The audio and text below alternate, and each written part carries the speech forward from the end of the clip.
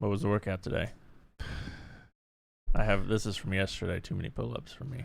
I'm either happy and unhealthy or healthy and unhappy. I can't have both. Yeah, it was 200 lunges overhead, walking lunges. With every time you drop the plate, you had to do 10 burpees outside in the sun. And I'm telling you, these new meds they got me on are killing the crazy, but also killing the fire. No, what's killing the fire is the gosh darn Chex Mix and barbecue chips. That's what's killing the fire. I just want to be a normal, rational human, and I just can't do it. I'm everything that I hate. I've become the 25-year-old me would kick me square in the balls and punch me in the face and say, "Get your crap together, you stupid loser." Oh man, I just want to be. I want to be normal. I want to be better than normal. I want to be happy and healthy, not one or the other. Is that too much to ask? I don't think so. No. Yeah. You just got to change what happiness looks like, I think. No, I don't want that. No, I'm not doing that. Happiness isn't zebra cakes and Chex Mix. I don't even like Chex Mix, and I ate like a whole bag last night. I'm like eating around the pretzels. Me and Kate were doing the same thing. We don't want that junk. That pretzel. The only thing in there that isn't so bad. I don't want that crap. I want the cheesiest. The part that's the most delicious. You know what I'm talking about? Oh, yeah. Like you got like the pieces that have like extra cheese on it, like in all the little cracks. I just want a bag of those. It's like combos. We get you some combos. Yeah. I like, if I eat combos, I like chew around the pretzel, spit out the pretzel, and just eat the center. Get like a little pipe and push the cheese out. Yeah. It's like Kate licks out the Oreo stuff and throws away the rest. I do that sometimes where I'll like, you take the Oreos, take double stuff. This is the secret trick. This is the secret fat hack if you're ever interested. So you get they have mega stuff, which is like more than double stuff. And so then you take it and you split it in half. You throw away the half without the stuff. You take another one, you split it in half. You throw away the half, and you put the two mega stuffs together, and you get super mega stuff. And then you eat that.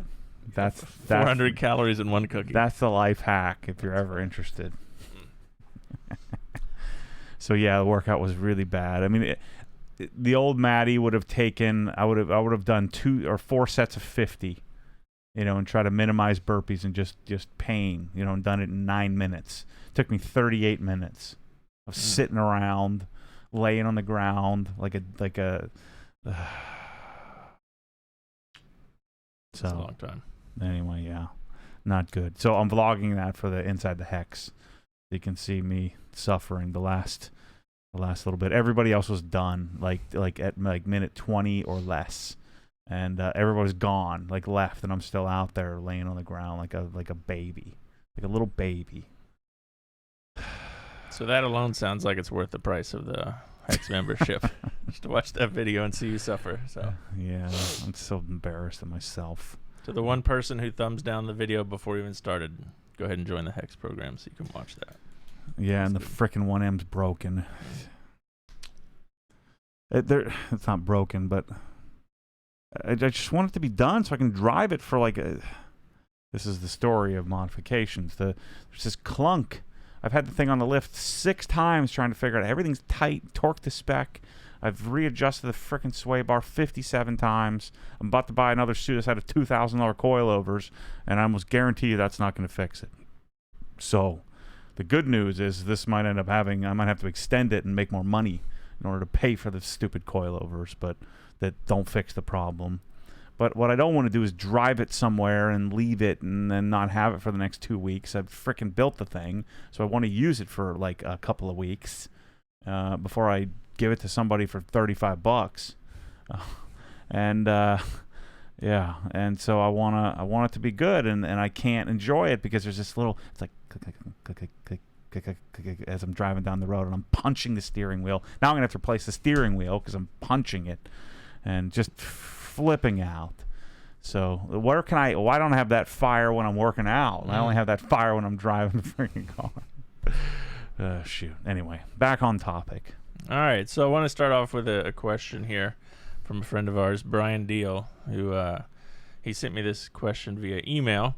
If we put Brake Buster in a foam cannon, will it degrade over time? I remember Matt talking about not keeping the car soap mixture in a foam cannon for washing the car next week because he has noticed that it degrades over time and just doesn't function as well. So just kind of the same question, but regarding Brake Buster. Yeah, I mentioned that in the video. I think we haven't put it out yet. We're like, I messed up the audio somehow. But anyway, we're shipping it. So you're gonna have a crappy audio video coming up here, so be ready. Where I talk about, put it in the foam cannon, and what I've noticed is that wheel cleaner isn't as susceptible to whatever happens with the with the surfactant or maybe the detergents of a car shampoo, or I guess either aren't in or are more concentrated in a wheel cleaner. And so even using tap water and filling up my foam cannon and letting it sit for weeks on end, I haven't noticed any issue with it not foaming like car shampoo. And even so, I mean, I feel like I don't need quite as much foam on the wheels as the paint. I don't know why I feel that way, but yeah, I haven't noticed any degradation there. Obviously, one of the simple fixes would be to just use DI water or use distilled water in your foam cannon with your wheel cleaner, because you're only going to use like this much, like 1/8 of the foam cannon. So what I do is fill the foam cannon halfway up with Brake Buster, and then the other half, I mean, some people that want to really conserve their wheel cleaner can do it 5-to-1 or something like that. I'm going 50-50, and so that 50-50 solution is going to last me like 8 or 9 washes in one foam cannon, which in these days might be a month and a half for me. So yeah, it's the wheel cleaners, I haven't noticed that same issue as I do with car shampoo. Gotcha. I have a question here similar to that. Do you know the shelf life of Bead Maker? Noticed on the gallon, I can see some of the hardener crystallized to the sides of it. Yeah, I don't know. Dave said there shouldn't be a shelf life as long as it's not susceptible to freezing.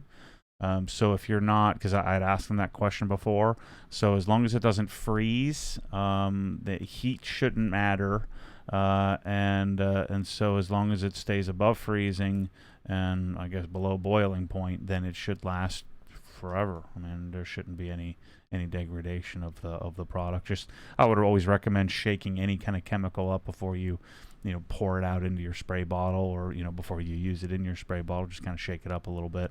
Don't aggressively shake, but just kind of flip it back and forth a few times and then let it roll.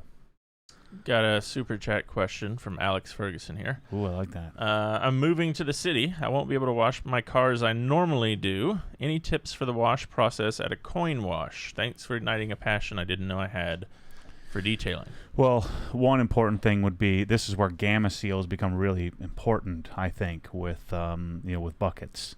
So depending on the car, on how much room you have, you may not want as big. You might not want a 6-gallon bucket.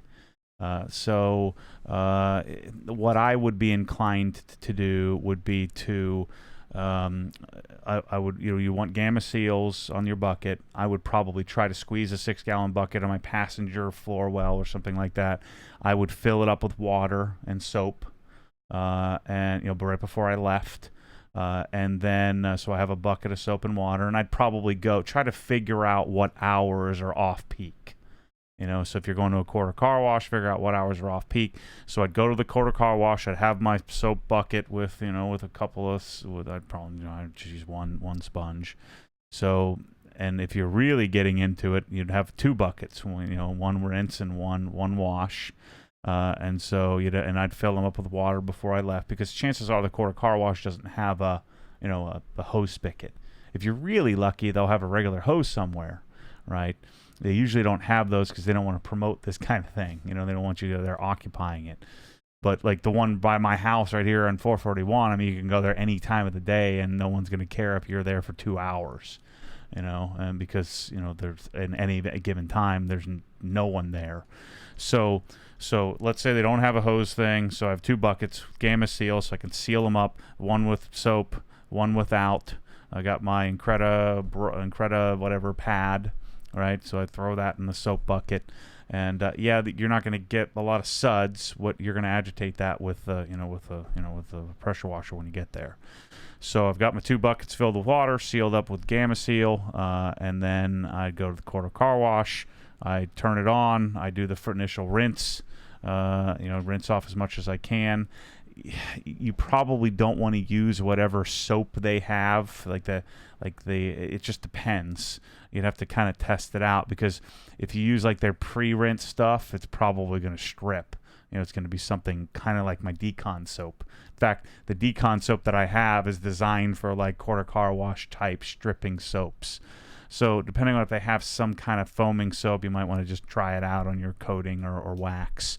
So I'm going to rinse it, and then depending on what they have on whether I'm going to foam it or not. And then I'm going to get my buckets out and do my normal 2-bucket wash. Right? The wheels is where it gets tricky. How are you going to do the wheels? So this is the one instance I would probably do my wheels second and just hustle. So I've washed the car, and so then I take my 2 buckets, and I'm using my 2 buckets to kind of, how would I do it there? I guess I would try to, I'd try to do the wheels like I normally would. So I'd have a 3rd bucket with my wheel cleaning gear, right? So I guess How many I would seats have. are in your car? Yeah. So hopefully it's a Range Rover. So yeah, I'm trying to formulate how I would do this now today, because I used to do this when I was in college, when I was at on campus apartment. So I guess I would probably try to have 3 buckets: 1 wheel bucket, 1 rinse bucket, 1 wash bucket.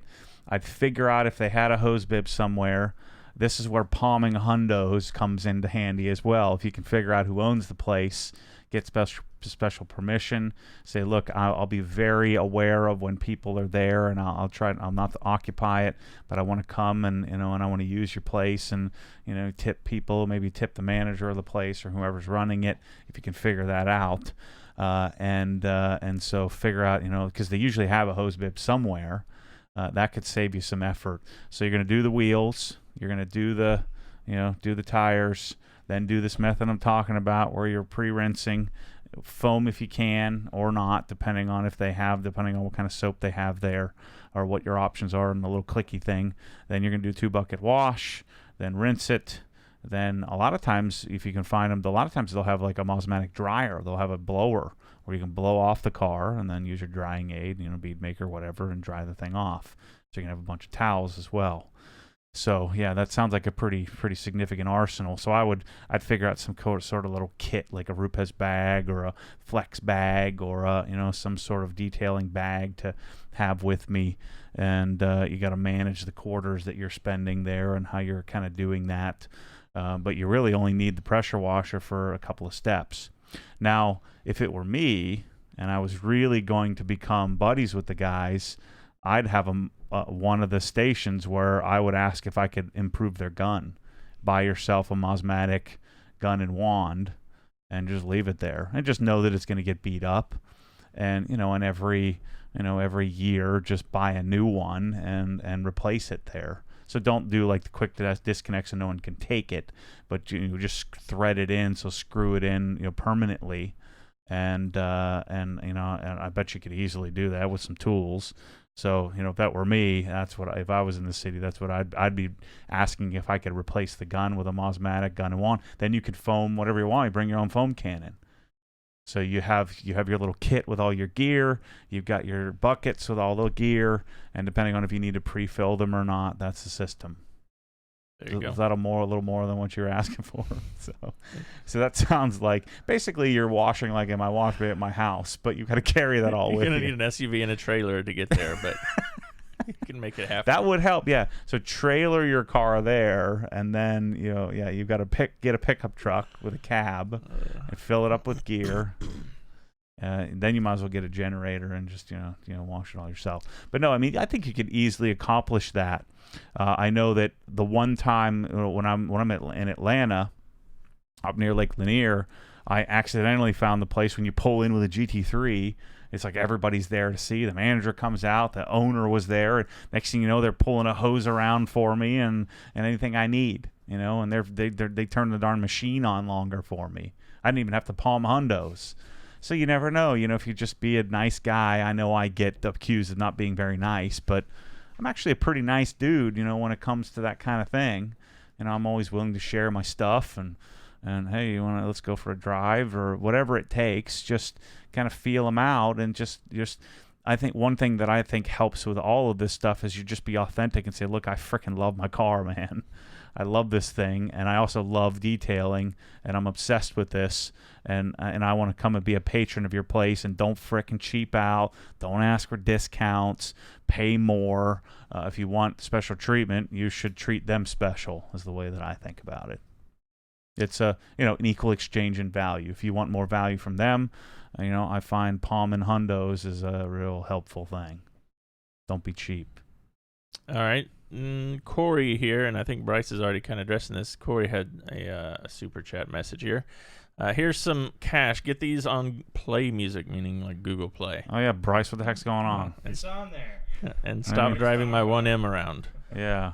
Did you fix it? I literally just looked at it. They're all on there. So Yeah. So Bryce says they're on there. What do you mean they're on there? Search for dialed in. Somebody else is saying they're not on there. You just look? Yeah, Right. he's on it. Yeah, check it again. Check it twice. Santa's watching. We're getting close. Next question here, because some folks remembered, and I think we mentioned in the post today, that you didn't go out to California. Originally, we weren't going to have this today, so yeah. why not make the trip to Pebble, wonders Jonathan Edwards. So, yeah, everybody knows I hate traveling, right? And especially if you're a member of Inside the Hex and you see how much freaking money I spend to travel, because I hate it. I like being here with my toys. I got a freaking M5 sitting in my driveway that I haven't even washed yet because I'm trying to fix the 1M. And I like to complete projects. I don't like to just have a bunch of crap that's halfway done. And the M3 is done other than the paint correction. That's driving me crazy. But, anyway, you get the idea that the power lock and Culinite is holding up anyway, so I don't want to strip it off. So, other than the water spots. So I'm sitting there, and I'm just like, I don't want to go. I just don't want to go. I don't want to go. I don't want to go. Michelle's like, well, why are you freaking going? I said, well, I have to go. She's like, why do you have to go? I said, well, because I said I was going to go. And she said, well, who cares? Nobody cares if you're there. I said, well, thanks for the vote of confidence. And so then I said, you know what? I don't have to go. And I'm like, I don't even freaking care if I lose the money. And so then it was Sunday night, and when I was leaving on Tuesday, the only thing I was worried about is, Bob Phillips. I told them, Bob Phillips from P&S, that, the reason I was going was to go hang out with them and do the, McCall's Motorworks Revival and all that stuff. And then McGuire's had kind of hooked me up. And so people kind of stepped out for me to get me into this thing. So I feel like I'm letting everybody down. And by everybody, Nick from McGuire's and Marcus from McGuire's kind of got me hooked up. And I even got credentials for to go to the Pebble Beach Concours. And then I'm sitting there, I'm looking at the schedule of events, and I have zero interest in any of them. Like, I don't like stinky old cars, so I'm not going to some stupid auction to look at stupid, stinky old cars that I have no interest in buying or couldn't buy. I don't like old Ferraris. I don't like old Porsches. I don't like old crap. And Concours is, I don't like looking at other people's cars. And I got in trouble for this the other day when I said, why would anybody want to go to look at other people's cars? And I have no interest in that. Even when I was younger, I didn't have interest in looking at other people's cars. I had an interest in the people that had an interest in the car that I had an interest in. And that's always so awkward, right? It's like, how do you strike up that conversation? It's a little easier for me now because anytime I go somewhere, there's 3 or 4 people that maybe watch the videos and know a little bit about it, and so we can talk about something. I can talk about myself. It gives me something to talk about that isn't awkward. And I just don't have an interest. Like, you could drive up in a whatever Ferrari. I don't care. It's like, okay, if I wanted one, I'd try to get one. And maybe I wouldn't get it today, but maybe I'll get it tomorrow. And so I don't like looking at other people's cars. What's the point? Especially since most people's cars are kind of jacked up, and then all I'm doing is looking at their paint. The only time I like looking at other people's cars is to see if they know anything about anything, if their paint's jacked up, or if they have some janky modifications. You can usually tell. I don't know. I just kind of that's my idea of car spotting, and that's all Car Week is. It's less about, at least this is my assessment. I've never been there, so I should keep my mouth shut. But it's all about the cars and less about about things that I'm interested in. I was kind of interested to maybe go to the Works reunion, which is but that's air-cooled Porsche domain, which I don't know that I really care about. So anyway, this is the justification for why I didn't go. I really didn't want to go. I want to go at some point in my life, but I want to go when it's like I really want to go. I'm like forcing myself to go because it's trip after trip after trip after trip. And there's other trips that I would rather do. I'd rather go to Cox Hose Reels and design new hose reels and get different colors and get this ironed out and get like perfected hose reels. I'd rather go to Krensla and talk about products. And so what I realized is that I don't give a crap about seeing some other dude's Koenigsegg. And when I don't care about Koenigsegg's anyway. So what I'm interested in is the products. So why don't I stick to the products? Like SEMA, I can't wait to go. Like I love, even though I've seen every product and it's not as new this year, like I'm fired up. I could walk around there for 2 weeks straight. I love SEMA. So I'm excited to go to that, even though Vegas is stinky and I hate Vegas. And you can't fly there direct unless you fly Southwest, which I'm not doing. I'm flying to Atlanta and then to Vegas on Delta. So screw you, Chris.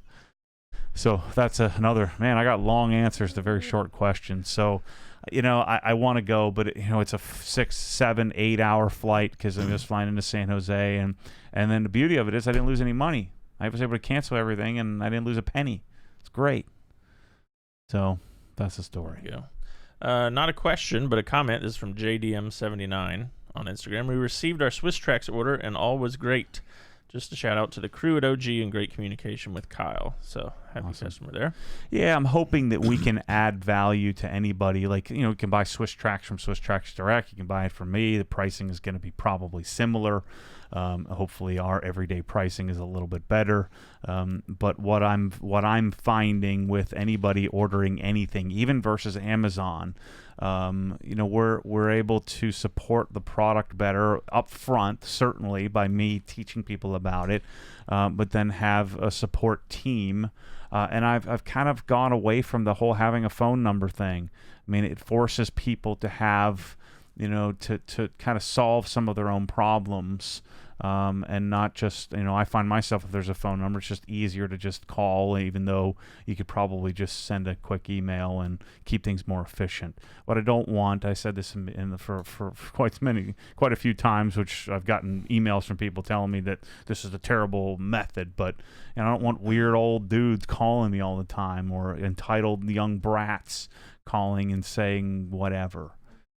So or calling Kyle and bothering him all day. Like when I frickin' grabbed the phone from Kyle and started yelling at a guy saying, "Why are you bothering my people?" Frickin' dude emailed 20 times and called 4 times. I'm like, do you really think I want to hold on to your product? No, we ship it the frickin' millisecond that we have it. And Jesus, I mean, so I'd rather go out of business than deal with people like that. Freaking entitled little punks, and there's certain areas of the country that are more entitled than others. New York, freaking New Jersey. Yeah, I mean, gosh, don't be a New Jersey douchebag. So anyway, so that leads me directly into this next question here from Nick Ryan. Will a ceramic coating reduce the possibility of swirl marks? Yes and no. I mean, in general, you think about any kind of last step or any kind of protection. It's the surface tension that would reduce your chance of scratching, much less than hardness. So the bull crap about 9H and 10J and whatever bull crap stuff they're talking about chemically, really what it is, it's the surface tension. So when you have a slicker surface, you have less chance of marring and scratching because the towel slides across the surface and hopefully the dirt doesn't attach to it. And so this is why, water beading and water behavior is not nearly as important as just surface tension in general. And one measure of surface tension would be the contact angle that water has on the surface. And so, when you have, a wax or a sealant or a coating or something like that on the surface, the less surface tension you have, the less, chance you have of scratching. And then, you have this, as I think we'll be moving more and more towards self-healing type coatings, which means they need to be thicker, which then if they're thicker, then they usually look weirder. And so you kind of have this balance of thickness, hardness, and surface tension that leads to, a result. I tend to find that I prefer this a slicker feel or less surface tension or a certain feel, and that tends to, I find, scratch less. But also remember that if you have a super hard coating and you're putting it on a super soft substrate, what's beneath it, if the paint beneath it is softer, then the coating is going to be softer. It's going to take on the property of that. It may harden it up a bit, but it's still going to take on the property of the underlying surface. And so if you have an S2000 with super soft paint, you would want to use hopefully a harder coating, but it's still going to be susceptible to scratching because of the underlying softness of the substrate. So, but a coating, the main advantage is going to be that slickness as you glide your towel across. Dirt will stick less, and the towel is going to have less chance of grabbing, which means you hopefully would have less chance of scratching. Have you ever had to tackle tree sap? If so, what's your recommendation? Yeah, I mean, tree sap is usually pretty easy. Use something like Tar-X or Goo-Gone, or use some sort of like Tarminator, the Stoner's Tarminator that I have. Just know that you're probably going to have to repair that area of your coating, or certainly a wax. You're going to strip the wax off or sealant off. So that's where you have such an advantage with a wax or sealant. You just strip it off and then get it as quick as possible. So in case there's some property of it, there's some enzymes. So tree sap bugs aren't always, we always think of them as being acidic. It's not that it's acidic. A lot of times they're pH neutral. It's just that there's enzymes in there that attack the inorganic material of the clear coat. So the issue is this time. So if we can get that off the surface sooner, one, it'll be easier to remove, and two, you have less chance of etching and needing to polish and things like that. But when you grab your Tar-X or you grab your tar remover or sap remover, you're generally going to strip off or maybe even compromise your coated layer. And, depending on the coating and depending on what the tree sap was and whether or not it compromised that section of the coating, that you have to remove and start over. So, it's one of those things that's unfortunate, but you'll have to do some more work than maybe just removing it. If you get really quickly, a Tar-X isn't going to remove a coating. It might compromise it slightly, but it's not going to remove it. If it were that easy, we'd just use Tar-X to remove coatings. But you usually have to abrade it in order to get it off completely. Got a couple quick questions for you about Nanoskin Glide, but first, the folks in the chat are asking that now they want a New Jersey douchebag T-shirt made, so I'll add that one to the list. I probably have more friends in New Jersey than anywhere else in the world, and they know they're douchebags, most of them. Can't even pump their own freaking gas. I went to Villanova, for gosh sakes. So, half of the kids there from Staten Island and New Jersey. So, but just don't be one of those guys. Don't be one of those tiny little loudmouth dudes that I freaking owe them something. Get out of here. Having a little trouble with Nanoskin Auto Scrub Sponge. Seems like it is making black drag marks, two or three, or the whole car. Removed with clay bar. What am I doing wrong? I mean, it could be a faulty sponge, but make sure to break it in on the glass. If it's new and it's hot, a lot of times it can be kind of gooey. And so you just kind of have to beat it up and break it in over time. Or if it's really old, if you've used it a lot, I found that like my original one gets kind of gooey. Those black things won't hurt anything. You'll be able to polish them right off.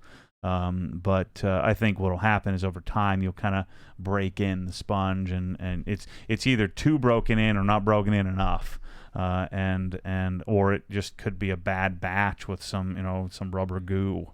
But it's not going to hurt anything. That's kind of the whole point of that product, is that it really can't mess much up. That's why I use the fine version. Just stick with the blue one. There's no reason to go more aggressive. I've found that even the most contaminated surfaces don't need anything more aggressive. All right, that was from Fred in the chat. John on Facebook says, I've gotten in the habit when I run low on something to buy a gallon to refill it. Yep. I was surprised to see you don't carry Nanoskin Glide in gallon size. Any reason for that? Yeah, I probably should. The problem is a gallon will last you like until infinity, So, because just the little 16 ouncer, lasts a long time. I have a gallon of it, so maybe we should, add that to the list. We should get gallons of Glide. Glide isn't a remarkable product. I just like using because it was designed specifically for the, for the auto scrub, and it works well and it's cheap. From the Logan on Instagram. Hello, love the podcast YouTube channel. I just got my motorcycle wheels powder coated. Would you still recommend Jescar Powerlock Plus and Colonnade 845? Wheels I always coat. So I would recommend G-Technic CSL topped with a couple of coats of EXO on those. Motorcycle wheels may not get quite as beat up because they're open, and you can kind of clean both sides of them a little easier. You could also reapply the wax quicker. But I think you'll find that the wax and sealant probably won't last very long on the wheels as they, kind of heat up, and the brakes are right there, the exhaust is right there near the rear. So, yeah, I would probably coat them. Jason Frank on Facebook says, I have an enclosed dedicated wash bay and wanted to know your thoughts on whether Swiss tracks in a wash bay would be functional. By that I mean, will it provide better footing, and will the tracks hold up over time? The flooring in the wash bay slightly slants, similar to a normal house garage, so the water flows out and down to the street. So yeah, you're going to find that Swiss tracks isn't slippery, and so that's one big advantage. Water, especially rib tracks, because it's kind of conical, or it's kind of curved on the top. I guess that wouldn't be conical. It's whatever you call Cylindrical. it. Yeah. It's a long straight cylinder, and so as water hits it, it has to go somewhere, either to the left or to the right, and that goes down. Right, and so you'll find that the top surface dries quicker. The only thing that I think the only real disadvantage to it is that, like, if it's all muddy, you're going to have to kind of clean the Swiss tracks after. I guess you'd have to do the same thing to your floor. You just blow it off with your pressure washer. So, no, there is no disadvantage because there's channels that run under it. It may take you a little longer to dry underneath because you can't squeegee it. So let's say you had just a bare concrete floor, you just squeegee toward the drain if you had any low spots in the concrete. Whereas, Swiss tracks, you wouldn't be able to do that. You'd have to wait for it to evaporate. I think that would be the only disadvantage, is the humidity control of the room, because, the water is going to take a little bit longer to dry. But the bulk of the water is going to run channeled, toward your drain if it's sloped properly. So there really isn't any disadvantage, especially, the nice thing about it is, all that dirt, all the stuff stays underneath, it disappears. You can kind of do a deep cleaning once every 6 months or so to the flooring, but I don't think nothing's going to stick to it. The only issue is if you're dumping oil all over it, then you have to kind of get like an all-purpose cleaner, degreaser, or something like that. But the tiles are indestructible. You can wash whatever you want on forever, and they won't change. I'd stay away from black and probably white, and stick with the grays, and probably the pearls would actually, like pearl silver or pearl gray, would probably look the best longest term, because those won't show dirt at all. Think about like a silver Audi, the thing never looks dirty. All right, on the subject of Swiss tracks, this is from Wiggins Connor on Instagram. Other than Swiss tracks, do you have any recommendations for garage floor? Looking for something cost effective. I'm 21 and just bought my first house. You know, I see these comments all the time on the Facebook group about flooring and flooring this and flooring that, and you know, and the reason for that is that there just isn't a solution. Like, there's no perfect solution. The perfect solution is an anti-slip, high density, you know, with a great slip rating and a zero grout line, you know, porcelain tile at like $18 a square foot, you know, and obviously that doesn't meet the mold here. So Jim Black's garage, you know, we were gonna do Swiss tracks, and you know, we kind of came to the conclusion that, you know, he made the final decision to do tile. But I mean, he's got tile that's $12, $14, $15 a square foot. The garage in New Jersey, in Chatham, is a 4,000 square foot garage with $90,000 worth of tile.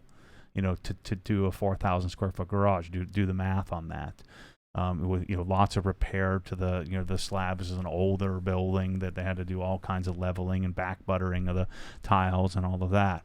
So, and then you need something that isn't slippery, so it has to have a high, you know, anti-slip rating. I forget what they call that, but there's a factor of, I think, 1 to 5 on that. So, you know, porcelain tile is the best way to go. But, you know, what happens if you have like a 4,000 or 5,000 or 10,000 square foot facility? I mean, you're not going to tile the whole thing unless you're just, you know, unless money, no object. But then you see, so another really great solution is to what do they call it? Varnish, or no? What did Doug call it? Branish. Someone's gonna reply.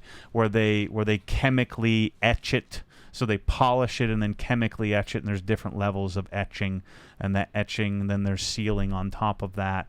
So you have these processes, but none of them are perfect. It's kind of like, you know, when you do that polishing, or you do any kind of epoxy, or you do any kind of surface treatment to the concrete, if you're like me, which most of you are, maybe you're not as crazy as me, but if you're like me and you see all those imperfections, it drives you insane. You know, like I've been to many high-end facilities, many, probably more than most people on Earth. And I've seen, and I'm always looking at the floors. I mean, I'm at Jay Leno's looking. I don't give a crap about all stinky old cars. I'm looking at the floors and the skylights and the, you know, and the rafters and the walls and the how they're, you know, how it's all coming together, and then how do you park the cars, and then how are they charging the cars. I'm looking at the registration stickers in each car and how they're managing the insurance of all that. I'm just a different dude. I have different interests, and, you know, floors look terrible. You know, they just, you know, they look good on pictures, and they look good to most people who aren't looking at the floor. But if you're one of those people that is going to, especially if you spend money on it, you're going to be nitpicking the floor, and it's going to drive you crazy. And that's the reason why an epoxy or polyaspartic, which are two similar but slightly different processes, that's why they do the chips. The chips are to hide the dead bugs that get stuck in your floor, and when the dude slid his spikes, or, you know, and the roller marks of the urethane coating they top coat it with, and you know, most regular people are okay with that, but I'm not. And so we're left with plastic tile. I freaking hate the idea of it. It's plastic tile. You know, and then, you know, people talk all this crap, and they don't know, they haven't owned it. I mean, I'm freaking changing oil and doing stuff more than most people over here in my garage. And, you know, you have to, just like you would if you had a concrete floor or you had an epoxy floor, you've got to manage the spill. And so, you know, sometimes you got to pop a tile up, just like sometimes you got to clean up your concrete. And so the advantage is when you're banging on exhaust and all the rust is falling off, it's falling underneath the tiles that you can clean up later, and so your floor always looks clean. Leaves don't blow to the back of the garage. When I had my epoxy floor, or even if you had a tile floor, you're going to be constantly sweeping the floor depending on where you live. You know, if you're in Arizona, you're dealing with sand and stuff. If you're in, you know, the Northeast, you're dealing with, you know, everything, leaves and dirt and cinders and, you know, and salt and stuff like that. If you're in the South, we're dealing with, you know, oak leaves and sand everywhere. And so I'm constantly, like, even in my wash bay that's just bare concrete, I have to blow the thing out all the time. like every single time I use it. And whereas the Swiss Tracks in, any area I have, even here, I mean, if we didn't have Swiss Tracks in here, my gosh, this place would be a mess. And we vacuum it probably once every 2 months here because of all the box dust and staples and all the stuff that falls off of the pallets. But it's the most viable solution. Race Deck and any True Lock are inferior. There's just no question. I've had them all. I bought them all, so when I finally decided to do this darn plastic tile crap to cover up the epoxy mess, and I had one of the best epoxy jobs done in the area, and everybody promises you a great delivery, you have a very, very high probability of it not working out for you. I don't care what they promise you. It's like having a warranty. Warranties are useless. You have a warranty on your clear coat of your car. You still have to repaint. That's not a good warranty solution. So you have a warranty on your floor. They're going to come out and do a little spot. It's never going to look right. It's never going to match. They're never going to come and replace your whole floor. And if they did, they're going to ruin your entire property. You're going to be dust everywhere for a year. So don't give me that crap about warranties and stuff. So I want to love epoxy. I wish it was just the way to go. And do it yourself is going to look do it yourself. And semi-pro is going to look semi-pro. And most people are okay with that. But I'm not. I'm not okay with driving a Camry. Chris is. Yep. Chris is way better for it. He's a much better human than me in all aspects. I never come in angry at the Camry. Yeah. It's just a great way to be. But I'm not that way. And so, epoxy's no good. I'm telling you. Mark my words. The only people that love it are the ones that are either regular and just don't care, which is a beautiful place to be, or they have to justify their purchase. This is great because I bought it, and if I say it's not, then I'm not right. So I'm a being right person, and I'm telling you, I've freaking spent $5,000 on my epoxy floor. And I've been to, G-Technic's headquarters, and they have the same exact floor I had, and guess what? It's brown as can be. It's supposed to be gray. Turn brown. I've been to, Merit Partners. I've seen them all. I've seen hundreds of them. I've been in people's garage, and I just keep my mouth shut. It's like, oh, yeah, that looks great. Yeah, I love it. Polished concrete is awesome. The problem with polished concrete, as soon as you spill something on it, it seeps right in the concrete, and you're screwed. Or you're going to see tire tracks. So polished concrete is a great option. I'm almost done the camp, but just leave it bare. Certainly don't put a sealer on it. That makes it look 10 times worse.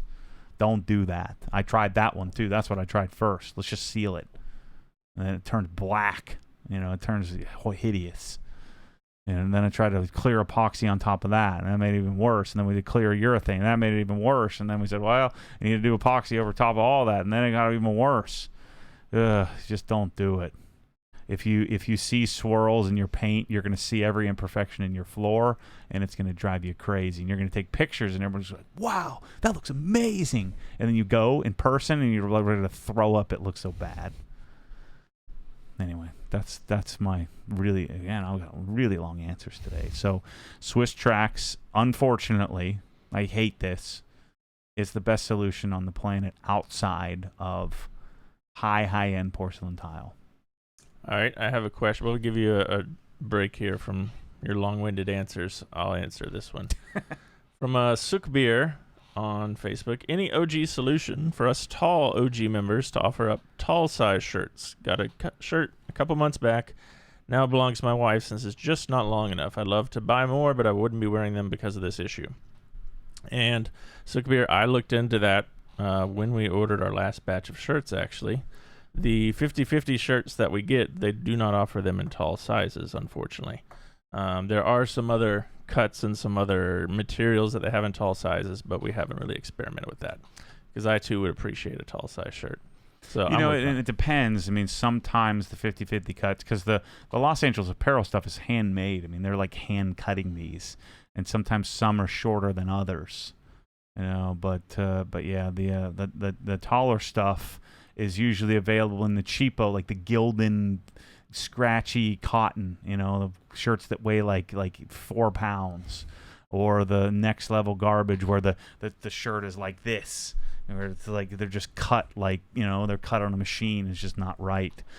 And so then I end up sending you a shirt that's the right size lengthwise, and you frickin' hate it because it's garbage, or the neckline falls apart or stretches out. It's oh man, shirts. Maybe we should call. Everybody's telling us to call bunker branding. Maybe we should call them today. I just don't think that they have any chance of delivering what I'm gonna expect. Yeah. I mean, I think they started this brand because they couldn't get shirts just like I can't get it. But my fear is, what is the possibility of somebody adhering to our standards? Then again, it can't get much worse. I mean, my freaking shirts are off to the left, and they make the thing too big. Like, God dang it. I just can't win. I'm going to buy my own machine. If I had somewhere to put it, I would buy one tomorrow, and we'd figure out how to do it. I need to build it myself. All right. Well, I tried to spare you a long answer on that one, but you just couldn't help yourself. So from Dave or Dav, sorry if I'm mispronouncing your name in the chat here. Matt, living overseas, sometimes it's hard to get specific brands for detailing, especially the interior. I watched your video when you cleaned the E92 interior and suggested Swissvax. Do you still recommend this for overall interior cleaning? Yeah, I mean, I haven't used their general interior cleaner, but I'm sure it's great. But the leather stuff, I just emailed Brian Guy here, and we're trying to figure out how to logistically to get the product here for me to sell, so I don't have margins to do it. But I love the leather cleaner. Color Lock is good, Leather Masters is good, Leatherique is good. But I've moderated on simplicity because I don't really eat cheeseburgers, so I don't really need to do any kind of crazy leather conditioning. So all I need is something to just frickin' wipe it off and then slap some cream on there and move on with my life. But yes, the Swissvax interior line is great. I mean, you guys have great, probably better products over there in general than we have here. In fact, everybody's always trying to bring the stuff from Europe over here, and all the Europeans are trying to bring all the U.S. stuff over there. So it's one of those things where, if you're trying to follow my process, it becomes a little more complicated. Just pay me the import. Just pay me the shipping, and I'll get it to you. Dan and Jonathan both chimed in the chat. The word you were looking for earlier was burnishing. Yeah. Or burnish. Yeah. Someone else mentioned this in the forum, honoring the source. Could we get an OG banner pre-order for another entry to the 1M giveaway? Not much of a T-shirt or hat wear. Well, we can't change anything legally for the whatever you call it, the giveaway thing. What does he wear? He doesn't wear a T-shirt. He wears nice polo shirts. Yeah, maybe we can add. We can't add or subtract. Yeah, it's too late. I mean, you have to submit this stuff to, and it's really only New York and Florida, but you have to submit this to the states. And so once you have to amend the rules, and once you start it, I mean, if we want to stay legal here, we can't add, like everybody wants me to just do it like everybody else, where it's if you spend $50 in the store, then you get an entry. $1. Yeah, again, that doesn't help me. So if we're selling $600,000 worth of stuff in the store, and then I say, well, everybody gets an entry, and I sell $600,000 worth of stuff, and I give away a $100,000 car. So that just means I'd make no money this month. What's the point of that? I'd just rather just sell the car outright for $50,000 and part it out. So the point of this is not to just be a good citizen. The point of this is to buy a car, make some content, create a little buzz, buy a car that I otherwise wouldn't have bought, give it to somebody, which would be kind of cool when they spend a few bucks, and hopefully it goes to somebody who spent a lot of bucks and deserves it, and takes care of it, or drives it around for 6 months and sells it to the next person, and modifies it a little. I hope they change some things to make it their own, and that's kind of what I was hoping happened. But the douchiness of the whole thing, I'm not interested in doing again, at least not at this point. This will probably be like going to a bar when I was 23. my buddies would sucker me into going there, and I'd be miserable, saying, why would you want to go there? Sit there. Everybody's yell talking at each other because it's just freaking blaring music. Everybody stinks. Everybody's all touching each other. It's everything all close. I'm not talking to a girl in a zillion years at a bar. And so I'd go there, and they'd always talk me into just riding with them so I could drive them home. And then I hate being around anybody intoxicated because they start touching me. And then I would, then I'd get suckered in, and then that would sterilize me for 8 months, and then I'd get suckered into going out again. I'm gonna get the name of that bar so I can stay far away from that one. The Howl at the Moon, yeah. Oh, the dueling pianos. Any bar. Yeah. What is the point? Why does everybody want to? Why would you want to sit there and yell at each other? A restaurant with live music.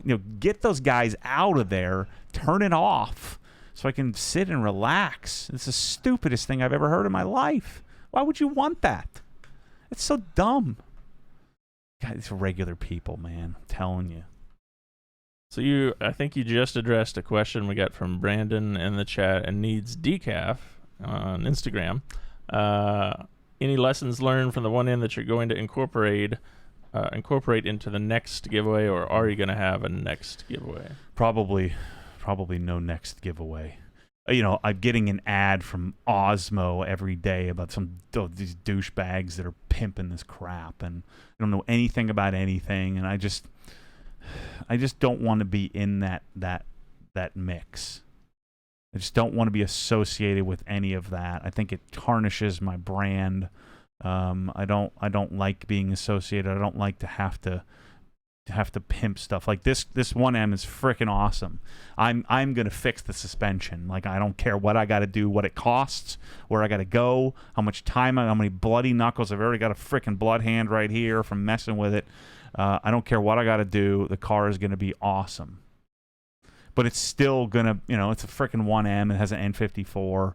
I know this is gonna happen. So whoever wins this, I'm telling you this right now. Do not call me when something breaks. I'm not going to be your freaking personal mechanic for the rest of your life. I've got it fixed. I've got it dialed in. But I guarantee you something's gonna break. It's a modified car, and it's that's just the way it goes. And something's gonna clunk or clank, and that's the fun of it. You get to fix it. And so I'm going to fix this car, and I'm tearing out the center console to make it look great, and I'm disappointed that the cup holders still kind of have some scratches because they don't make that part anymore. And I'm just going to this nth degree, and I'm lumped in with these other douchebags that are giving away garbage, and everybody's doing it, and I just don't want to be in that realm. So I'm still probably going to buy a Corvette, and I'm just going to sell it when I'm done with it. And lose the money and not have to deal with this. The problem is we spent so much time and energy, we really know how to do it. And after it's done, I'll tell you the other stories of why I'm not going to do it again. I'm going to be punching senior citizens in the face. Perfect place to live to do that. I'm going to go to their house like the Publishers Clearinghouse and kick them in the nuts. You freaking loser. Get out of here. Don't mess up my thing for my people. I'm doing this for us, for the community. And it's getting messed up by losers that don't have anything to do with it. They don't even know what a BMW is. They wouldn't get a BMW. There's no chance in their life they would ever own a BMW. Even like janky, crappy one they couldn't afford because they're driving a S10. So the other part of Brandon's question, how is the return on investment? So I give Matt an update. I think we're in the good now. I mean, depending on how in the good right. Depending on how much somehow I screwed that up, or one shirt I'm selling for $35 and it cost me $20. It's $15 in profit for a freaking shirt. Yeah. But yeah, I think we're like 102K, and so if I'm guessing I'm 90K into the car. That's the other thing I have to investigate. So, so I'm guessing I'm 90K into the car. So 55 for the car, and then lots of parts, a lot of parts, and apparently there's going to be another $3,000 suspension I got to buy that may or may not fix the problem. So a lot of parts, and yeah, and like alignments and things like that, and that's, well, I guess that's nothing, and that's a drop in the bucket. And, a lot of hundos palmed for off to the side for wheel balancing and things like that. Yeah, and then PayPal fees and things like that. So yeah, we need to go a little longer here. So we need to sell a little more things to, so my hope of making $500,000 is not going to happen. We'll be lucky if we break even. I think we'll make at least like $7. It'll be good. So, Jeremy asked a question here. In your experience, ceramic coating or wax for someone who drives less than 5,000 miles a year? Does that have any effect on? Nah, not really. I mean, a wax would work fine, but I like CG Technic CSL. I'm putting it on my M3. I drive all of my cars less than 5,000 a year, so, and all of them will be coated here by the end of the process, by the end of this year. So yeah, I mean, I would do CSL XO V4. That's my go-to at this moment. Quick question here. For international people, can we win the 1M? So I think the rules are Canada is eligible except for Quebec. Mm-hmm. But other than that, no. Yeah. Nope. Unfortunately. Let's see. I want to ask this question here because this came up from a few different people, including Chris Kim on Facebook. Can we get an update on the mountain bike search? Are you going with a Santa Cruz? I bought a Yeti SB100. I decided to go with a reasonable and not screw it up and buy some big, heavy, high travel bike where I'm putting around because I'm too scared to take a corner on the bike, even in flat Florida. I'm going on the blues and I'm getting dropped by my buddies, in like the first 2 minutes. So I bought an SB100 with the full deal. So SRAM, XX1. What else did I get? The AXS shifters, so electronic shifters. I got the DT Swiss. What is it? XMC 1200. So the lighter weight carbon wheels. I'll be going tubeless. I'm gonna have to figure out a saddle. Right now I'm on a Ergon SM3. And my taint is still torn up. I got to figure that out. So fitting is going to be key. So what I'm going to do is I'm going to go down to the Winter Haven location and with their head tech, and we're going to build the bike. I bought the Big Blue book, which I'm kind of rolling through on bike mechanics. But I certainly learned that it'd be easy to build an obsessed mountain biking business. It's just tell me what to frickin' buy, for gosh sakes. It's like, that's why I just know in my heart that some people, just tell me what microfiber to buy, for gosh sakes. There's a trillion of them. And everybody has an opinion on this stuff, but, I find this guy, MTB Yum Yum. That's his YouTube channel. And he's just a sharp, probably my age guy. Probably is an engineer of some sort, but he never actually tells me what to do or build a darn store. If that dude built a store, he'd make $1 million next year. Build a store instead of the typical stupid bike shop that has garbage.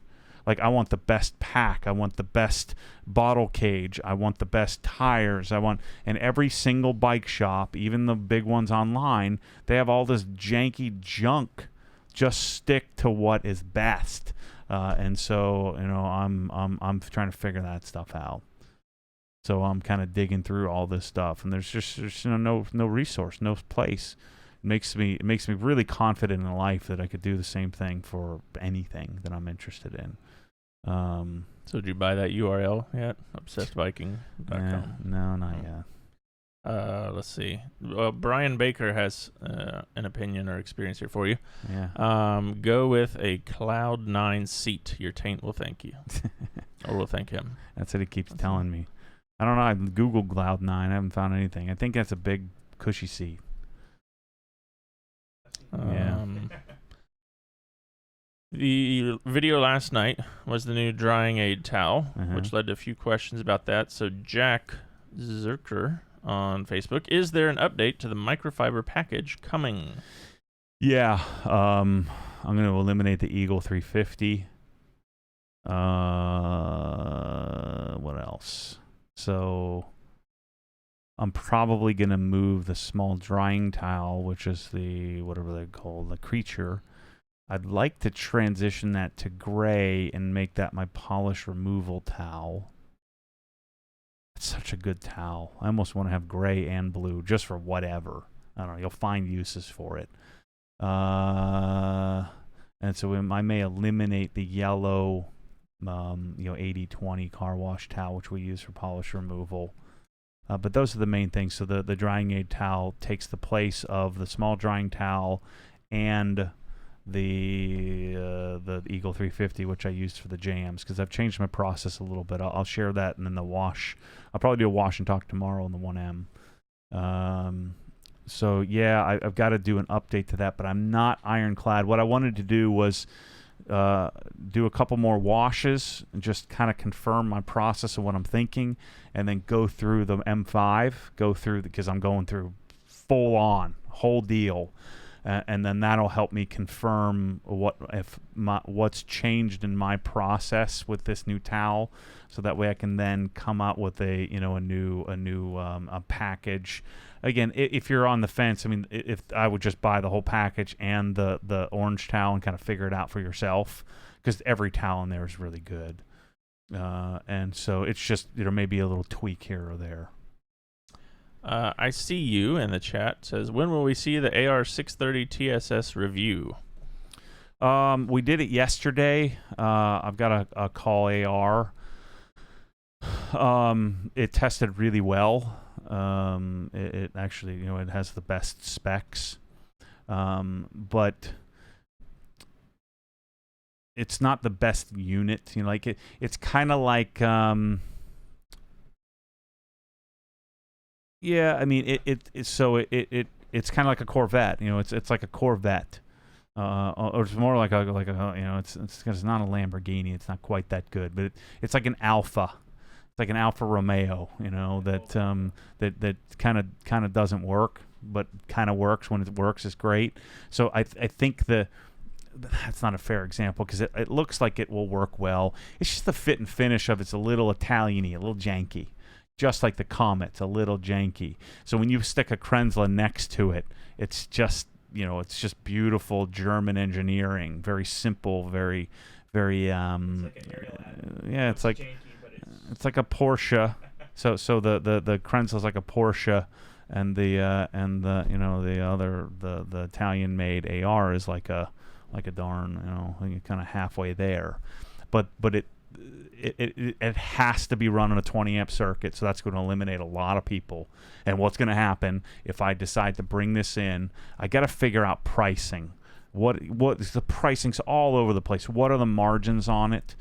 Because I do think it's viable for me to offer, but it really needs to be Comet level pricing. It is better than the Comet. The build quality is better than the Comet. But it doesn't come pre-packaged. Like the Comet's nice because it's just the package, just bolt on the wall and go. So, I'm probably going to hold on to that video a little bit, because I don't want to confuse people. Because people that aren't so sharp just buy life on specs, and specs don't really tell you the whole story. It's not 1900 psi, it's 1300. And it's what did it do? 1.84 GPM, something like that out of the box, 1.82 out of the box. So, same thing that the Krenzler and the Comet did, right in that same ballpark. But the interesting thing about it, in order to bring the pressure, it sustained pressure as I opened up the orifice longer. So whereas a Krenzler runs a 4.0, I'm able to run a 5.0, so that opens up water flow, but it's pulling 18 amps. 18.8, 18.9, amperage. So you need a dedicated 20 amp. It weighs 56.5 pounds. So you need to really think through if you're going to have this. And so I want to make sure that we have all of the right information so that we can build out a system for it for people, so that they don't screw themselves up. It truly is a 20 amp pressure washer that you know it's like a frickin' brick. You know, the thing weighs 12 pounds more than the Krenzla.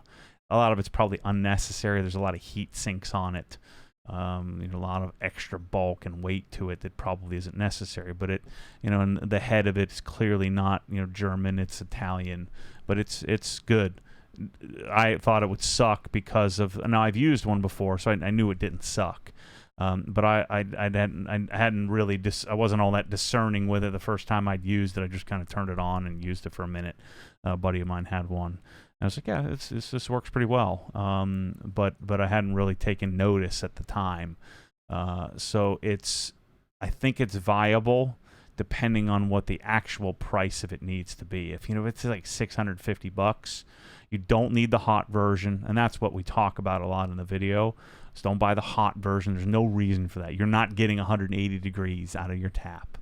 And I think the non-hot version is good to 150. You're not getting 100. You're not touching 150 in a million years. You'd be lucky if you get 120 out of your tap, and that's hot. That's like scalding your hand. So forget the whole hot idea, and forget also 1/10 here and there in GPM doesn't really matter. So we'll see about the viability of it. So I'm going to hang on to that video for a few. The cool thing, the K165 STS, the one that I have in my wash bay, was 975 PSI, did 2.92 gallons a minute, if anybody's interested in that. So that'll be a little bonus in that video. I'll probably have it out in a week or so. But the other problem with that AR, and the reason why I'm thinking about trying to sell it is because it's so hard to get. Like, it's so unreliable. There's only really shady looking places that I don't feel comfortable spending $800 with. Not sure if it's going to show up. So anyway, it's kind of thrown me for a loop, and that it did better than I thought it would. It did about what I thought it would pressure-wise. It did a little bit better flow-wise than I thought it would. But it is, again, the other thing I was shocked is how much current it pulls. Like, you really need a stout. I mean, I had a dedicated 20-amp circuit. Without that, I'm telling you, what's going to happen? Bryce and I were joking about this.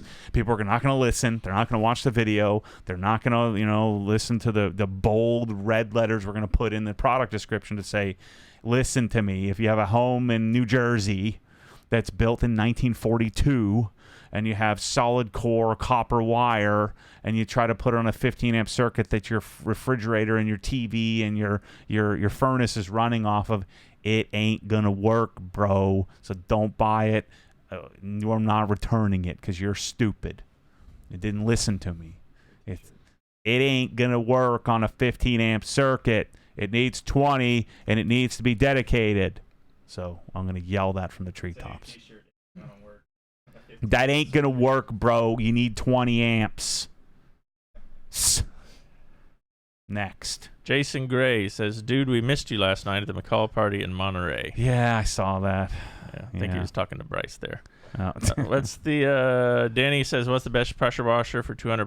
Karcher. Yeah. K1700. Save you $70 there. Do you have any upcoming events planned at Rupes as you have in the past? No, I think I'm going to wait till next summer and do another one. It's really cool doing Denver in the summer. The winter sucked. I don't want to go anywhere snowing in the winter. So I think I'm going to do probably July or something like that next year, and really make sure that I can do it ahead of schedule. So I'll probably start to plan it in January, and then I'm going to hype the crap out of it so I end up with a full group. I mean, that first group was magical. The second group was good. The third group, which we did the advance, was pretty in-depth, which was great. But the first group, I mean, I have friends, they have friends for life. I mean, just awesome. So it would be more the beginner type thing, rather than just more of a let's cover the whole line. I don't know that I'd call it beginner, but it's more of a anybody can come from beginner to advanced, and it's about the fellowship while we're at a cool place. And Rupes will be transformed by then. It'll be, they'll have that place full. So so there'll be more cool stuff happening there. Nate on Instagram wants to know, what did you like and dislike about your old S4, and what all did you have done to it? So I think the S4 looks fantastic, and Audi does such a great job with interior design, and I think that their infotainment design and their everything about the way the cars look, the paint is really good, headlights are great, the tunability is pretty good. Other than Audi hates when you tune their cars, which is stupid. They make an S performance line and they don't want you touching it. So the tunability is good outside of the warranty issues, but the steering is so fake and so numb, and they're so front heavy that I just was bored out of my mind in that car. Now, what would have helped with I had a B8, the original B8 S4, not the B8.5, but the B8 S4 in 2014, I think. That car had, it was a 2012. Yeah, 2012 B8 S4. It was a DSG, and that was a mistake. I mean, it's like one of the very few cars on the planet where the dual clutch transmission is slower than the manual, and where it short shifts by like 200 RPMs. I don't know if I'm sure you could tune that out now, but manual is faster. I probably would have liked it more if I'd bought the manual and didn't try the DSG. So everything about it, the packaging of Audi, is fantastic. But when you drive it in a year or less, you're gonna hate it. The brakes aren't very good. They're heavy, and they understeer like crazy. But the fit and finish and the style and everything else about it, like you feel good rolling in anywhere in an Audi, an S6.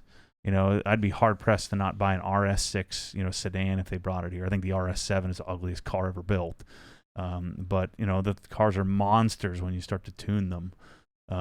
So yeah, that's my take on Audi. Is the understeering is so hard to deal with for me.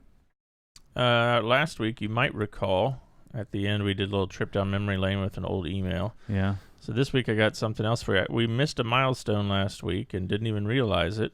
So last week was the 100th podcast that you have recorded, or at least published. Oh, really? Yeah, so today's number 101. Yeah. And so I went back and looked at all of them. I have the list here. I'm a little disappointed because when I left Audio Boom, when they were about to go out of business and move to what are we on, Libsyn, when we did the they do whatever the RSS bolt, whatever they do to redirect. If you go back and all the original episodes that Brian did such an amazing job, the master of those were fantastic. They all sound like crap. They're just like, if you go back and listen to like episode 10, it sounds terrible. So that's on my longer list of things to go, and I think Brian has sent me the file. We've got to go dig up the file and re-upload those because they sound terrible. But what were you thinking here? Well, I broke it down by year. Yeah. And do you have any idea what your first episode, at least the first listed one, was about here? No. Farewell M3, an emo goodbye. You talked about the final days of M3, and then tears were shed. That was the the F80 when I bought the GT350. Oh yeah. Then you have Adam LZ on episode 3 there. Talk with Jimbo on episode 4. Comments that make Matt angry. That could be a long one. That was only 39 minutes. That could be much longer now. I was always yelling at Brian, make them longer. They're too short. I want to make them 3 hours long. This is good. GT350 T-Bones M3 in the rear, on fire XXX. That title. That was him to show me that I was yelling at my buddy Brandon. All right, Brandon. Yeah, I was yelling at Brandon about it's doing freaking clickbait, and he says, "I bet you." And so Brian went and clickbaited it, and it was like literally triple the amount of downloads from that video, just from that stupid title. So there you go. There were in 2016. There were 5 of them. Starting in November of 2016 is when the first one came out. Yeah. Then in 2017, you ramped it up to 37. I only did 37 episodes in a whole year.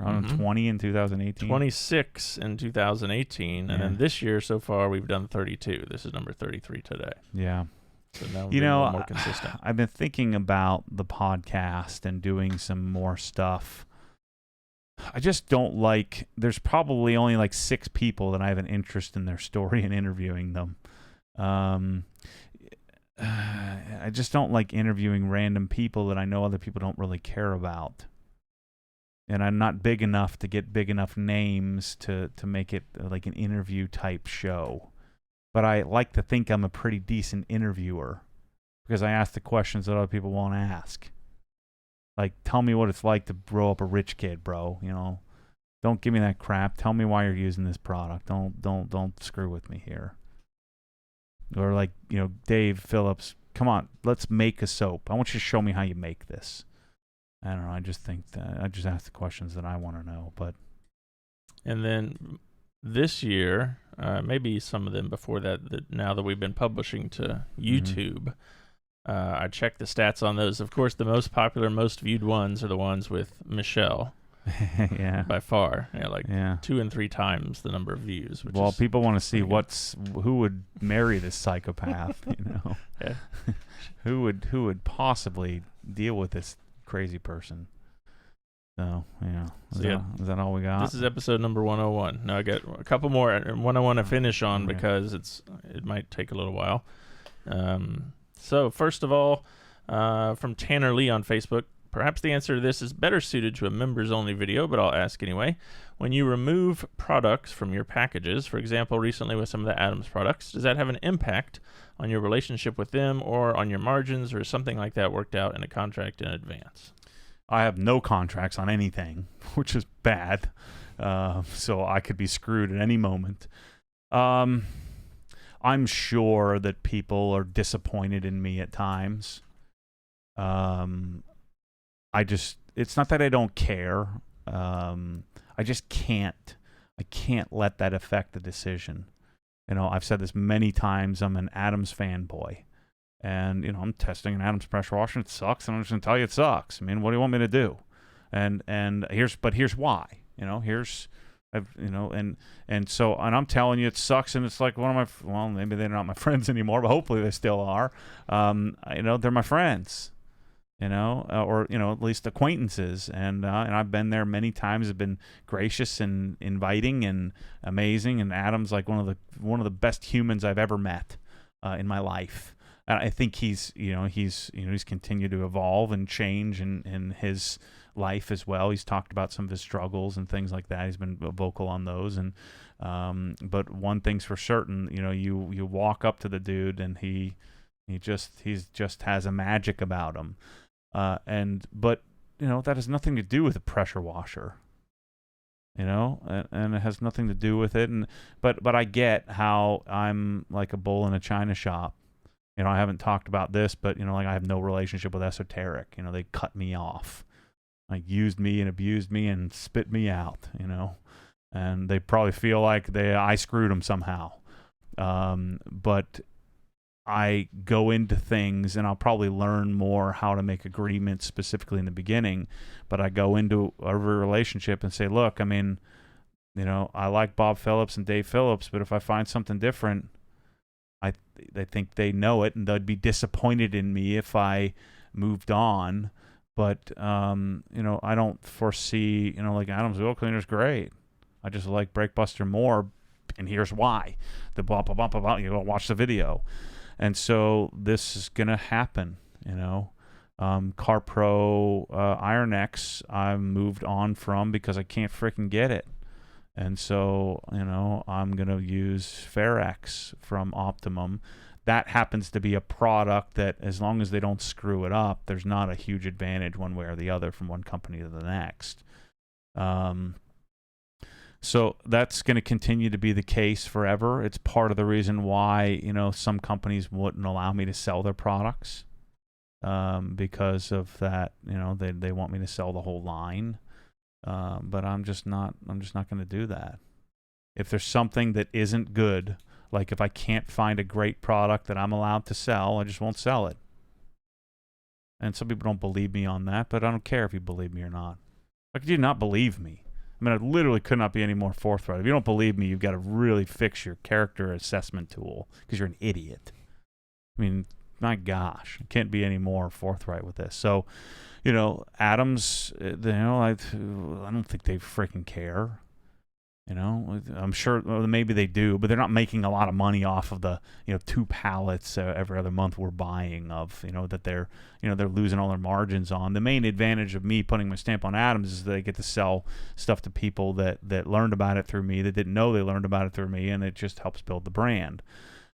So they're smart, and I don't think they would cut me off, because then I'll tell them people that they cut me off, and it just wouldn't go well for anybody involved. And I guarantee you there'll be other products that I'm back on when they come out with, and they continue to innovate. And I'll be asking them, hey, I love this product. I'm using it in my process. Let me add this back in. Can I buy this in quantity? And one of the coolest things, one of the sort of the life-defining moment for me is I was invited to Rupes. This was 2 years ago. And Larry Cosilla was there, and Mike Phillips was there, and every who's who in the detailing industry was there, and I was just excited to be there, invited into it. Rennie Doyle was there, and I don't know, maybe Rennie wasn't there because he was Flex only at the time, and still is is a Flex supporter. I don't think Rennie was there, but pretty much everybody's a who's who was there in detailing, I'd met Adam for the first time, a big Adams fanboy. And Adam's first comment to me was, yeah, man, I love what you're doing. First of all, I was shocked that he even knew who I was. And he said, what you need to do is you need to build your brand off the back of other great companies, let them build the products for you, and then go make your own. I mean, that's what he did with their Shiny. And I don't think I will do that, but maybe I will. I don't think that I can create a product line that's good enough for me. So I don't have intentions to do that. What I have intentions to do is where I see things where I think there's a missing element inside of the industry. Like I'm going to be doing something with McGuire's here, that's something that I want to buy that I think is missing, that they don't make. I'm going to bottle it, in smaller quantity bottles, like I've talked about hyper dressing. And same thing with all-purpose cleaner. I want a 32-ounce bottle, and so I'm going to make a 32-ounce, but we're going to pump it. Ted's going to pump it. Chris is going to step in and pump it, and I'm going to pump it, and we're going to put it in our own bottles. And then what will happen is eventually they'll do it for me. So I want to be able to continue to do that, and then come out with things like the Mosmatic gun that he may be out kind of waiting for us right now, to deliver on improvements in the world. And then I don't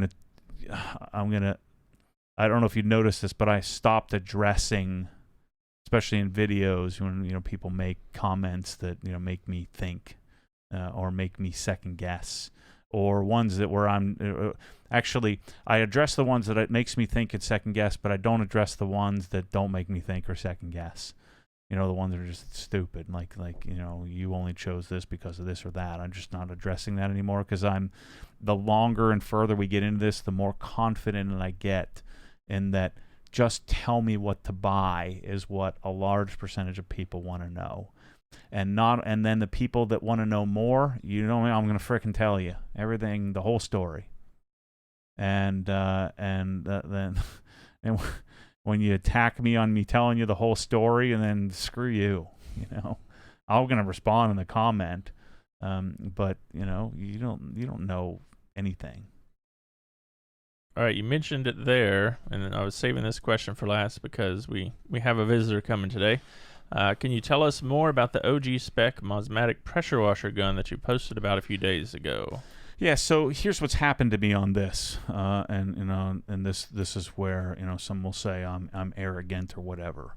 I am responsible for the short gun in the world. Period. It existed. It was a product that was in the catalog of everybody, and some professional solutions use that kind of gun for like a floor scrubber or something like that. But I am responsible for why those guns have become a massive success. I'm going to take credit for that right now. There's no question. No one can argue that. If you argue that, you're stupid. So the problem with that for me is that I did all the work. teaching everybody about it, and then everybody else gets to sell it. And so the Matic gun, they there's all these companies online that don't provide any value. They don't even have a picture of it that get to sell it to people because I'm doing all the selling. I'm doing all the work. And that happens with a lot of products, and that's one of the disadvantages of selling products that are widely available everywhere. And so the people that I'm selling to are the ones that are honoring the source. So the innocent or the really positive byproduct of this way of doing business is that we end up with a customer base of very few New Jersey douchebags. Right? We end up with the cool New Jersey people, right? We end up with the cool, the more progressive, less douchey New Yorkers, we end up with, the non-pretentious guys from L.A., We end up with the nice people. We end up with the people that honor the source. We end up with the people that want to contribute. We end up with the people that are in a relationship and not a transaction.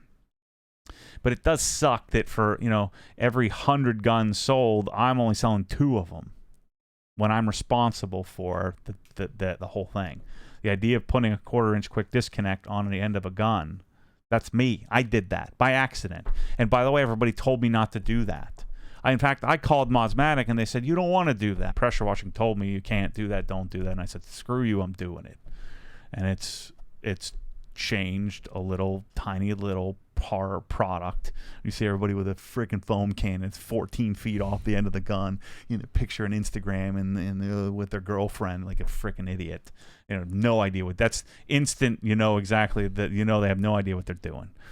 And so even my buddies at MTM, they weren't selling this stuff at all. They had the MTM M407, which is the first gun I had, and then the MTM SG28. Non-swiveling, and you saw me with, you go back, you can see like pictures on Flickr of I have this much bulk of all these connections to try to make it quick disconnectable with a swivel, and so I put a Matic DGV swivel on, and so this evolution of trying to make things better now has come to the gun that I've wanted from the beginning, which is reduces a lot of bulk. I also wanted Swiss-made, very high-end quick disconnects. So this is a conversation Jamie and I are going to have when he shows up with my final prototype, or 5 of the final prototypes is what he should have, I hope. So we can test them out. Maybe we should do an auction. Who wants to buy one of the other 4 guns or 3 guns, because I need one for here. What is the viability? How much more durable are these Swiss-made quick disconnects going to be? What's the warranty going to be on them? Because a coupler, I think, is going to be like $25 versus, what are they, $8 or $8.50 from MTM, the Chinese ones. But I wanted a high-end solution as an option to complement the gun. And so now I have a short gun with an integrated, with Matic makes the best swivels in the world. This is a Suttner-based gun, so the gun is built specifically. We have different types of threads on the input, so there's no more exposed threads. And then the wand is completely redesigned. I'm going to video me accepting it, and it'll be inside the hex. If you want to see it, go join that. And then I'll have a video coming up soon on public for a pre-order, assuming we're good to go. And then we'll find out what the viability of these high-end quick disconnects. I'm not sure what the pricing of the gun shouldn't be so much more than what it was before, but this will be mine, and this will be the first time that I have a product outside of the K1322, which was also my idea, where I have an agreement where it's my product branded in my name, so that I don't have to sell it for everybody else. And so, and I'm not complaining about this. I probably sound like I am to some. I'm responsible for this. I had no idea that I would ever even sell it. So I just laid everything out there, and it's been very, very lucrative for me as a human, me as a business owner. Now I get to do what I love every day. So even those 2 out of 100 that I get to sell is enough. But why not protect my ideas? Why not protect the idea or the chase? And and even my ideas a lot of times are sourced from a lot of different people. Like I credit Gregory Swain. Wait, what was that his last name? Gregory, from the crazy dude from the MIT professor from Arlington, Texas, who turned me on to the M407 and said, he wanted something more ergonomic and said you should check this out. And then that's when I took it to the nth degree and said, well, that's when I'm going to try to find a swivel and and chase all this stuff and make it so that it's viable. And then, it was my idea to buy fittings, and then my dad and I taping them and bolting them together and lining up the threads and all of that stuff. So this product is the first Obsessed Garage product where it's designed from scratch. I guess it's not really from scratch, but it's a redesign of something that took 2 years for me to come up with.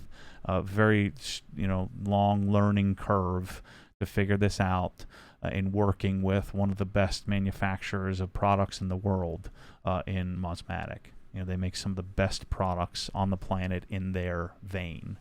And so that process is something I think I'm going to do more of as I continue to want better things for myself, and then be able to parlay that to others, and then hopefully change some little part of the world to make it better.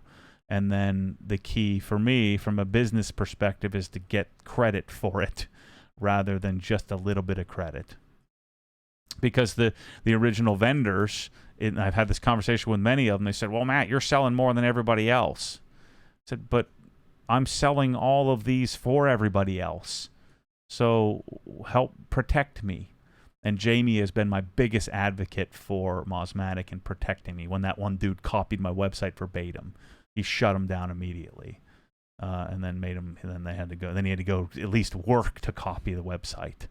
And so this is I couldn't be more excited about having this thing, and then eventually, hopefully, working with the Krensla family to get them to allow me to include this in a package, and then continue to improve the ergonomics and setup of their pressure washers, and then have Obsessed Garage exclusivity on these things, so that I don't have to sell and do all the work and marketing for lazy retailers that had nothing to do with it, that are just collecting my work and effort.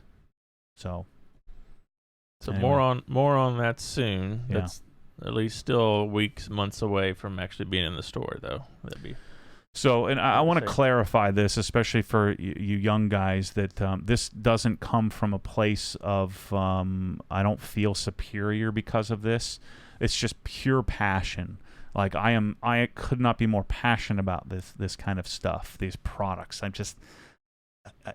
I skipped Car Week, which would be a dream for anybody to go first class, get into everything, go wherever I wanted to go backstage, and I don't want to do that. I want the product. I want to play with the product. I want to design and test and create packages and organize and reorganize. That's my passion, and so I'm gonna have to protect my passion a little bit more than I have in the past, because I've done it so willy-nilly.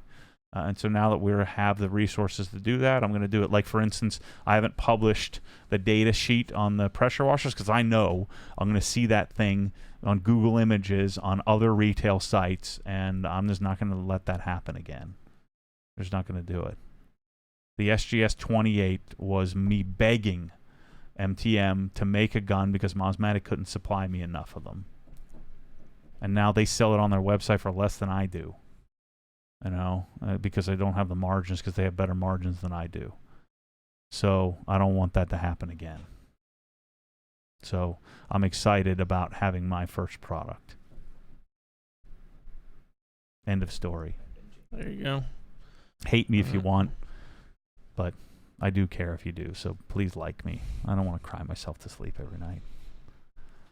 But that's the real. All right, and here you go. This is Epiphany Detailing wants to know, when do we get to meet the new employee? Because Russian Mike started here on Monday. We have a new employee, yeah. So. Yeah, we have a probationary period just in case he does something stupid.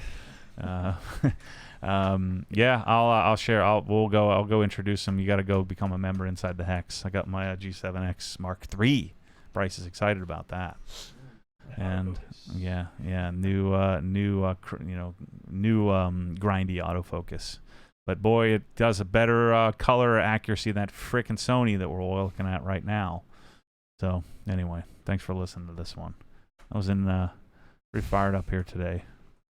So I'm surprised because I was laying on the ground in a pool of my own saliva and sweat, and questioning my eating decisions for the last 6 years of my life, and whether or not I deserve to live this life that I live. Ugh. So anyway, I've spent this whole time making fun of regular people when I just want to be regular. That's what I got. Any more parting comments for us? We should do a word count. How many words I let Chris say during each podcast. People don't want to hear me. That's okay. They just want me to steer you. That's I like that. Anyway, thanks for listening. Thanks for watching. Catch you on the next one. Inside the Hex vlog today. Michelle's story will be wrapped. I don't know if we'll wrap it up. I'm torn on. I need to tell a little bit of the story, the transition to OG. And then so we're telling our life story, and I've got to go to Dan's fans today, so this vlog will be pretty good. I got some mold growing in my house, and so I'll show you guys that. And Ryan's football game, it's his first, they call it like a scrimmage as quarterback, and he's going to get annihilated. I don't think there's a person on the offensive line that's over like 35 pounds. And Ryan's the biggest, heaviest, fastest kid on the team, and they're just going to get absolutely annihilated, and I feel bad for him because the whole weight of this is all on him, and he's going to be really frustrated. But he doesn't know. He's 8 years old. He doesn't know how to go and just dominate, especially because he's going to be going up against equals or betters on the other team, and he's going to have to try to do it by himself, but he doesn't know how to do it by himself because he's 8. So we're screwed. It's going to be rough. So I'll capture some footage of that. It's going to be rough. So tune in for that footage later. He'll want to see that when he's, when he's playing for Ohio State, as a tight end someday. Anyway, thanks for listening. Catch you on the next one.